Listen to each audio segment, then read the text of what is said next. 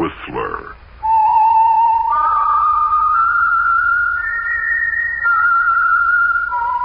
Presented by the United States Air Forces in Europe.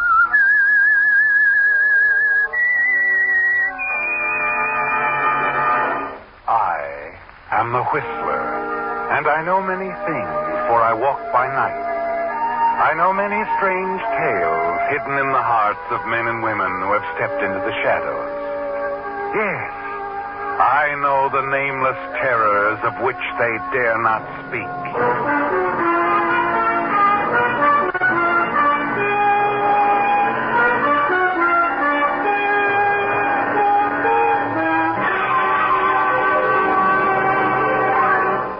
Members of the United States Air Force offering a hint of things to look for in the ever-developing story of the United States Air Force. And now, the Whistler's strange story. Feature story.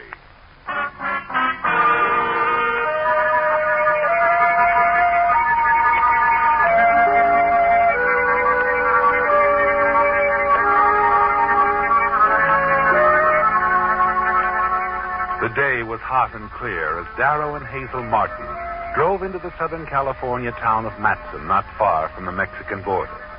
They were youngish, well-dressed, and prosperous-looking as they parked their new, brightly polished sedan in front of the Star Cafe. And there's a sound reason for this appearance of prosperity, isn't there, Darrow? Yes. Selling worthless stock in barren mines requires a successful front. And you and Hazel have been doing quite well, haven't you? After a leisurely meal, you glance through the local paper, looking for likely prospects. And then suddenly you notice an item of far greater interest.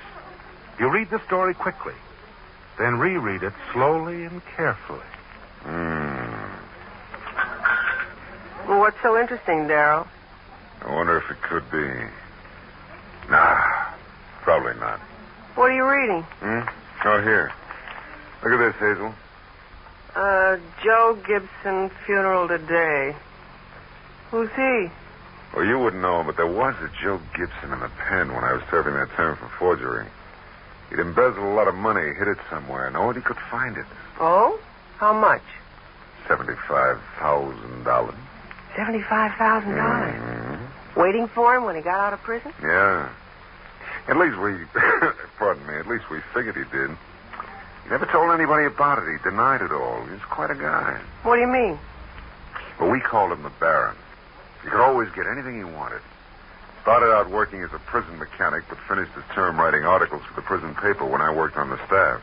Do you think this is the same fella? Well, the item says he's from Hartley, Connecticut. Joe was from somewhere around there. Says he was 52, and that was about Joe's age.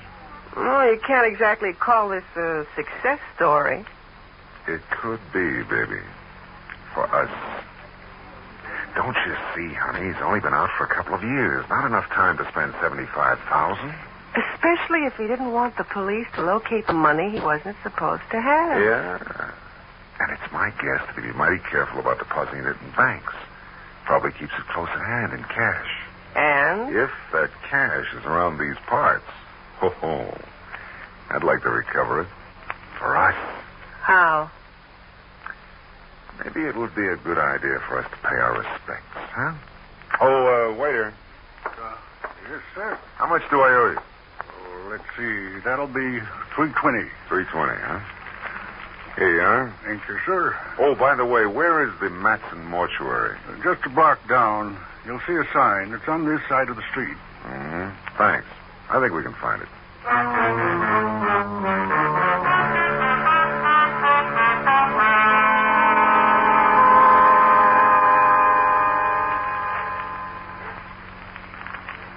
Yes? We came to pay our respects to Joe Gibson.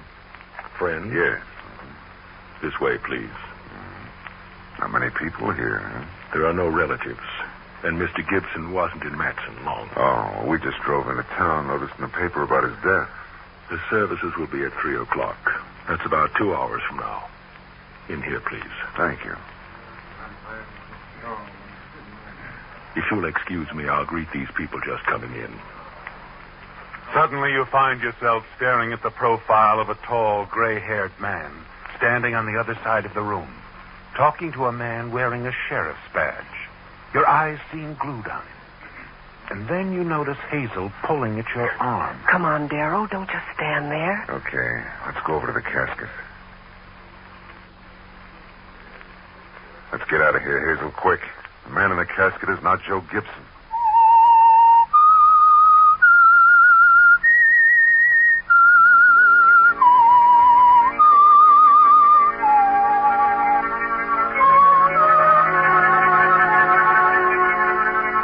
Well, Darrow, here in a Southern California town, hundreds of miles from the prison where you first knew Joe Gibson, you intended to pay your respects at the local funeral home, hoping to find some clue to the recovery of the money he embezzled.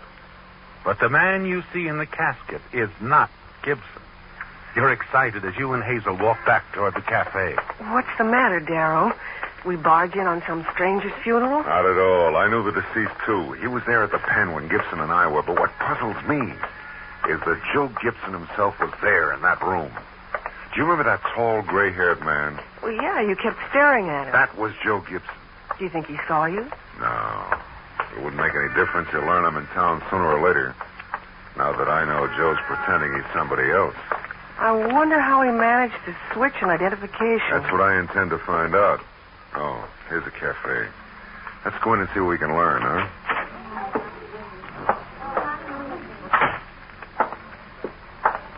Are you folks back? Couldn't you find the mortuary? Oh, we didn't care to stay too long. Wow, it's hot, huh? What do you have that's good and cold to drink? How about some iced tea? Yeah, sounds great. How about it, Hazel? That'll be fine. Say, my name's Martin, D.L. Martin. What's yours? Sam Bates. I know you, Sam. This is Mrs. Martin. Pleased to meet you, ma'am. How do you do? Here's your tea. Thanks. Say, I understand that fellow Joe Gibson didn't have any relatives. No, but poor Mr. Telford has taken it hard. Telford? Who's he? You probably saw him at the funeral home. Gray-haired man, tall, well-dressed. Oh, yes. Yes, I believe I did. Well, he's a mighty nice fellow. Yeah, he looked to be. Native of Matson? No, as a matter of fact, hasn't been here more than 6 or 8 months, but he's one fellow the whole town knows and likes. How did he become so attached to Joe Gibson? This just shows how Mr. Telford goes out of his way to be nice to people. Oh. He met this Gibson when he was making a trip back east. Gibson's health was bad, and Mr. Telford felt sorry for him. I see. Seems like Gibson had had some trouble with the law, had been in prison or something, so he took Mr. Telford up on the offer and came out here to make a new start. Yeah, I thought I remembered reading about Joe Gibson. That's why I was so interested when I saw his funeral notice.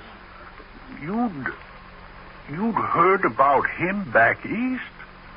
Feature that. You know, Sam, you're right. I think I will feature that. We'll make a good feature story. I think I can sell it. Oh, well, now, don't be so surprised, Hazel. I think I can write a good article on Hellman Telford, Joe Gibson, in this fine little town of Matson. Oh, I know. I promised I'd take a complete vacation just once, but a story like this.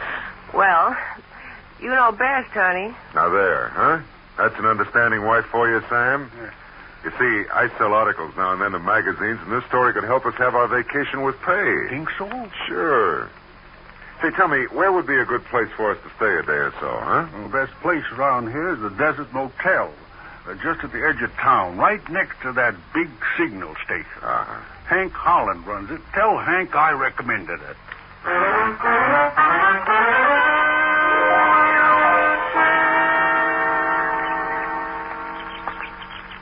Mr. Holland? Yep, Sam Bates at the Star Cafe. I know. Sam just called me. Said you was writing a story about Madsen and Mr. Telford. News travels fast, that's right. Mighty fine man, Mr. Telford. Rich, too. Oh? Yeah, always has big bills. 50s, mainly.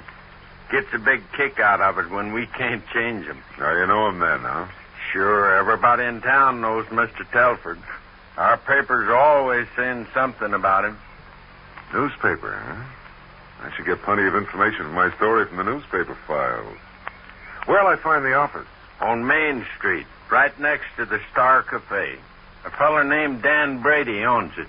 Just tell him I sent you.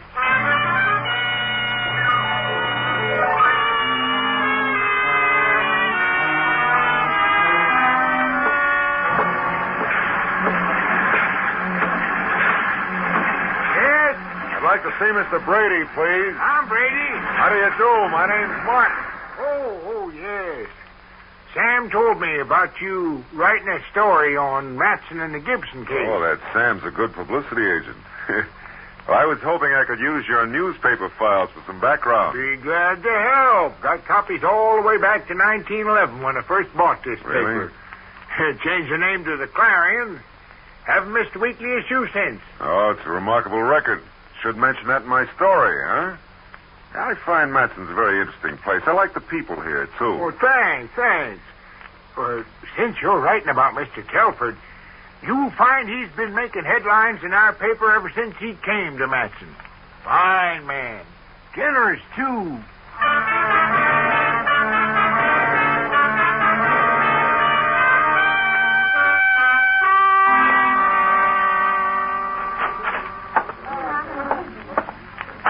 Hi there, Sammy. Oh, hello, Mr. Martin. How's it going? Oh, fine. Mr. Brady's newspaper file gave me a lot of background material. Well, and there's someone here you'll want to meet. Oh? Oh, Sheriff. Yes? What is it, Sam? Sheriff Roberts, this is Mr. Martin. I was telling you about him. Oh, how do you do? Hello, Mr. Martin. So you're writing a story on the Gibson case. Yes, I think it'll sell. You've heard of Gibson in the East?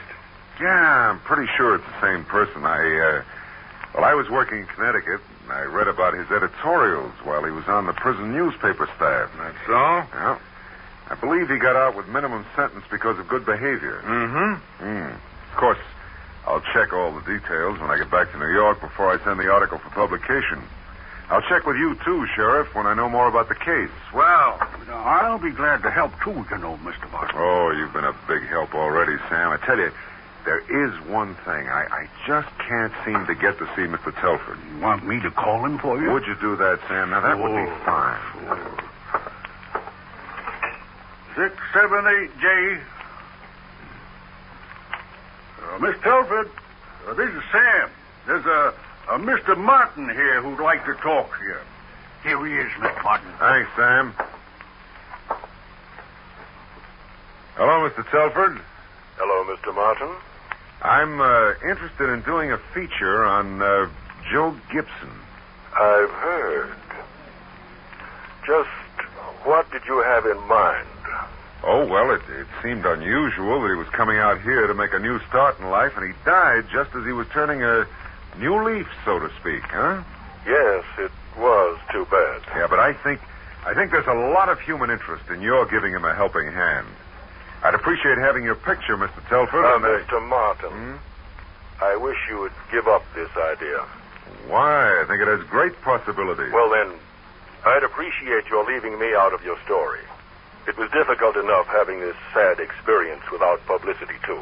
Oh, well, I understand, Mr. Telford. I think we can arrange to leave your name out of it. But I would like to talk to you. How about dinner this evening? Very well. You'll be my guest. Oh, no. You'll be my guest. You see, I have my wife with me. She's my secretary also. Then you'll both be my guests. At the Hilltop Inn? Hilltop Inn? Huh? Yes, it's quite a spot. Do you know how to get there? No, but I'll find out. See you at 8, Mr. Telford.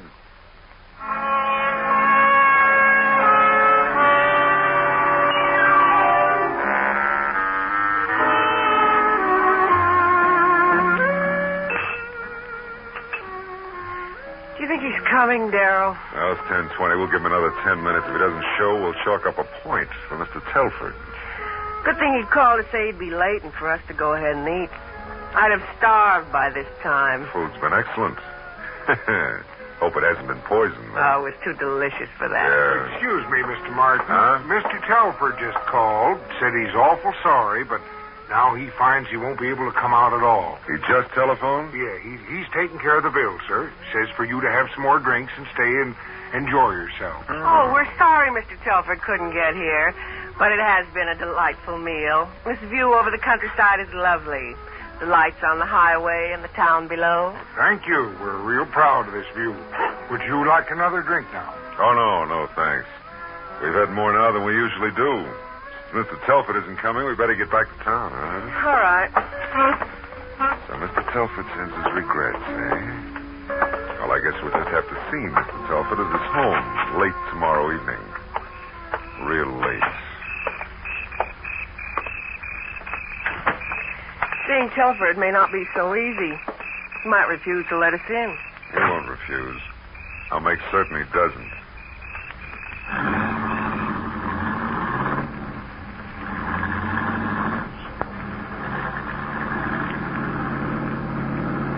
Take it easy, Darrow. This is a steep grade. Quit worrying. The new car handles great. These turns are plenty sharp, Darrow. Slow down, please. What's wrong? No brakes. Pull the emergency. Doesn't work. Oh, look out. We'll never make this turn. Hold on. I'm doing my best.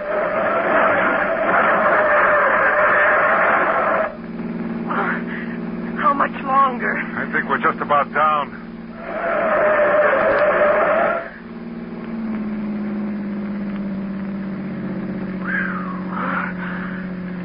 Thank heaven. We're safe now. Darrow, you know what I'm thinking? I know what I'm thinking. I think Joe Gibson, alias Mr. Harmon Telford, tried to kill us.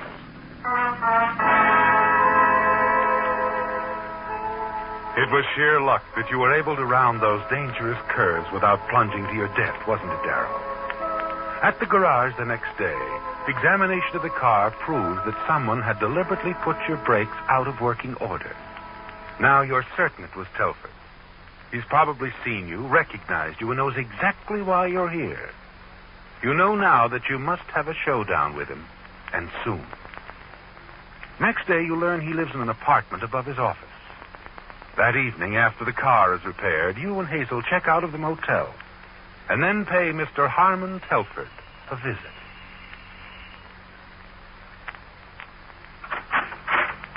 Yes? Hello, Mr. Telford. I'm Darrow Martin. This is Mrs. Martin.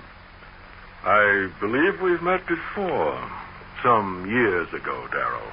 Yes, matter of fact, that's right. Some years ago. Well, aren't you going to invite us in, or do we have our conversation here in the hallway? Of course. Come on in. Oh. We came to thank you for the wonderful dinner last night. Too bad you couldn't have joined us inside. Yes, I was sorry I couldn't keep my appointment. Well, no matter now. Last night gave me the final touch for my feature story concerning Joe Gibson, alias Harmon Telford. What are you after, Darrow? Oh, I thought you might like to buy my story. Why should I... Put that gun away, Darrow. Hazel, while I talk to Mr. Telford, why don't you look around the apartment? Okay, I will. I have a copy of my story right here. I think you'll find it very interesting, Mr. Telford. It tells how Joe Gibson came to this little out-of-the-way place and established himself in the hearts of the townspeople as a moderately wealthy, well-educated, and community-minded Harmon Telford. But then he ran into Nick Sanders. No. Oh, yes, who recognized him and followed him to Matson. Nick tried to blackmail Gibson, and on the now well-established Mr. Telford's testimony, Nick's murder was cataloged as accidental or self-inflicted fatal wounds without question. You couldn't prove otherwise. I continue the quote. Joe Gibson's wallet and identification papers were all placed in Nick's clothing, so it looked authentic. And the Joe Gibson identity was to be buried forever. Go on. All right. Life would have been more pleasant for Harmon Telford thereafter, but Darrow and Hazel Martin happened to appear on the scene. And? Mr. and Mrs. Martin will now take $50,000 of the embezzled money and leave town. Mr. Telford can continue being the good fellow. Or? The feature story will go into print. But I don't have any money. You're all wrong. Yeah, that's always been your story. Hazel, find anything? Nothing. I didn't think you'd have it here, Telford. I've got a hunch it's in your office. And we'd like you to open your safe for us. Why, you... Save your comments. Just come along downstairs to your office and don't try anything. I'm keeping this gun in my coat pocket pointed at you.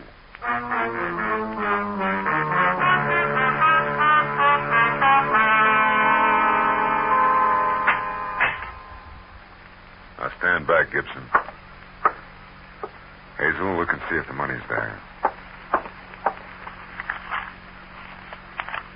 It's here, Darrow.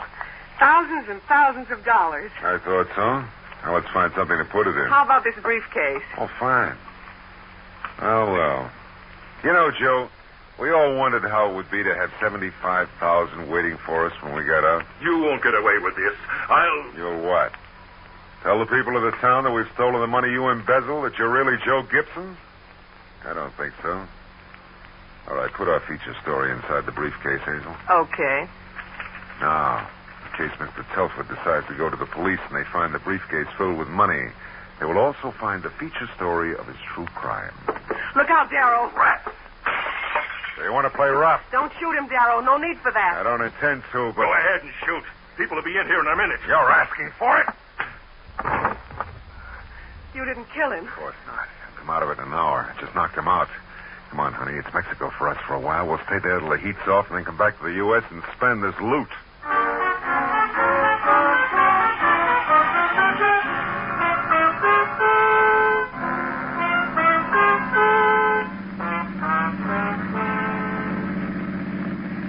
There's Sam with Sheriff Roberts. Motioning for us to come over. Might as well stop and say so long to him, huh? Hi there, Mr. Martin. How's your story coming along? Fine, just fine, Sam. Evening, Sheriff. Evening, Mr. Martin. I'll put the finishing touches on it when I get back to New York. Send it to my editor. That's swell, Mr. Martin. We'll want copies, won't we, Sheriff? Of course. Oh, don't worry. I won't forget you people. I certainly appreciated the cooperation everyone in Matson gave me. My stay here has been most rewarding.